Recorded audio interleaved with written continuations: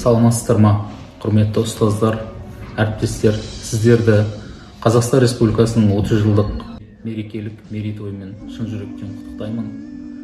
Ата-бабамыз аңсаған арманы жүзеге асқан осы айтулы күнде сіздерге зор денсаулық, қажымас қайрат, мол табыстар тілеймін. Құрметті әріптестер, сіздерді тәуелсіздіктің 30 жылдық мерейтойымен құттықтаймын. Бұл тәуелсіздік бізге оңайлықпен келген жоқ. Оның жолында қаншама боздақтарымыз қыршыннан қиылып құрбан болған. Сол аға әпкелеріміздің арқасында осындай тәуелсіз елге айналып, бейбіт заманда өмір сүрудеміз. Әріптестер, дендеріңіз сау болсын, білімді, саналы, ұлт жанды ұрпақ тәрбиелеу жолында шаршамаңыздар, ауырмаңыздар. Тәуелсіздік бұл кез келген мемлекеттің зор мәртебесі. Ал Қазақстан осы мәртебеге ие болғанына биыл 30 жыл толып отыр.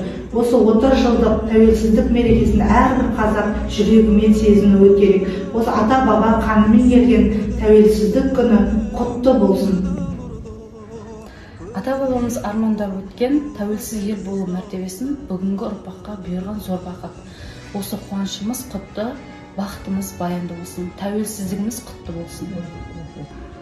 Тәуелсіздігіміз тұғырлы болғай, еліміз аман, жұртымыз тыныш болсын. Тәуелсіздігіміздің 30 жылдық мерейтойы болсын.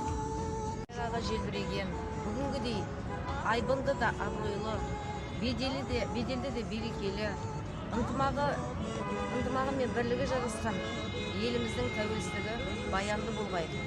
Тәуелсіздігіміздің 30 жылдығы